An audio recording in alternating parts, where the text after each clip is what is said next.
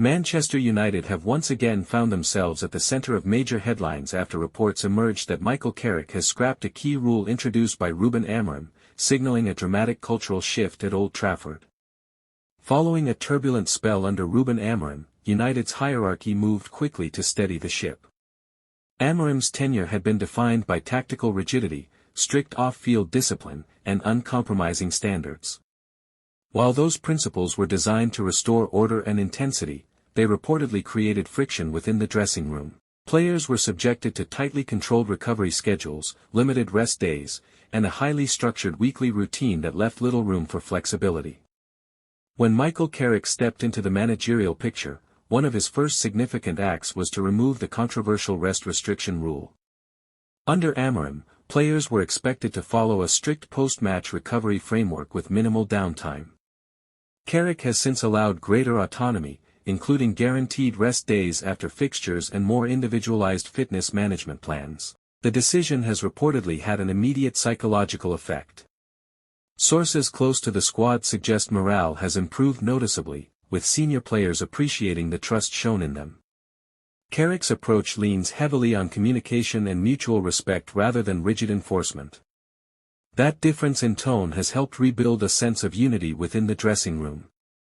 At Manchester United, culture has often been as important as tactics. Carrick, having spent over a decade at the club as a player, understands the internal expectations and pressures that come with representing one of the world's most scrutinized football institutions. His familiarity with the club's DNA appears to be influencing his managerial style. Tactically, subtle changes have also emerged. Carrick has favored flexibility over strict system adherence. Where Amorim was known for his structured positional play and commitment to specific formations, Carrick has shown a willingness to adapt based on opponent and available personnel. This shift has allowed certain players to operate in roles that better suit their strengths. The move has also benefited younger talents within the squad. Carrick's reputation for nurturing developing players stems from his previous coaching roles, and early signs suggest academy graduates are being given clearer pathways into the first team. Increased rotation and squad trust have created renewed competition for places.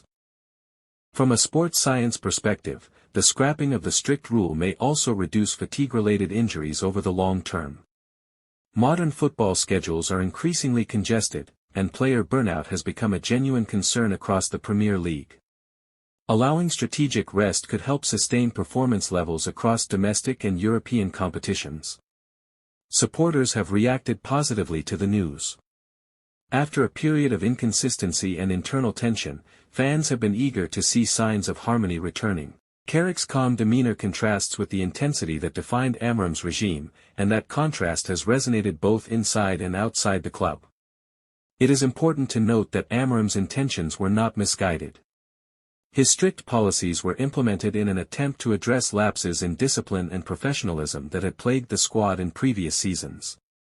However, the effectiveness of such measures depends heavily on timing, squad composition, and dressing room dynamics. In this case, the balance may have tipped too far toward rigidity. Carrick's leadership style appears rooted in emotional intelligence. Rather than imposing authority, he has prioritized collaboration with senior figures in the squad. This method can often generate stronger buy-in, particularly in teams featuring experienced internationals accustomed to autonomy. There is also a broader strategic dimension to this development. Manchester United's board is believed to be evaluating long-term managerial options carefully. Carrick's handling of this transitional period will play a significant role in determining whether he is considered for a permanent appointment. Demonstrating the ability to unify the squad while delivering results strengthens his case. On the pitch, early performances under Carrick have shown improved fluidity in midfield transitions and a more balanced defensive structure. While it is too early to attribute all tactical improvements solely to the removal of one rule, the psychological lift within the squad has clearly contributed to sharper displays. The shock move narrative stems less from the act itself and more from its symbolism. Reversing a policy so soon after a managerial change sends a clear message: the club is recalibrating its identity. It signals a shift away from authoritarian structure toward a player-empowered model. In elite football environments, marginal gains often come from morale and mindset as much as tactical blueprints. Players who feel trusted and respected are more likely to express themselves freely on the pitch. Carrick's approach appears designed to unlock that freedom without sacrificing accountability. There remains, however, an element of risk. Too much leniency can lead to complacency if not managed carefully. Carrick will need to strike a delicate balance between flexibility and discipline to ensure standards remain high. The coming weeks will test whether this recalibration produces sustained competitive improvement. Within the Premier League landscape, managerial philosophy often defines club trajectories. United's current direction suggests an attempt to modernize leadership structures while retaining traditional expectations of excellence. Carrick's blend of familiarity and progressive thinking fits that narrative. The dressing room atmosphere reportedly reflects renewed belief. Senior players are said to have responded positively to open dialogue sessions and clearer tactical briefings. Such transparency can be crucial during periods of transition. Commercially and reputationally, stability at Manchester United carries enormous importance.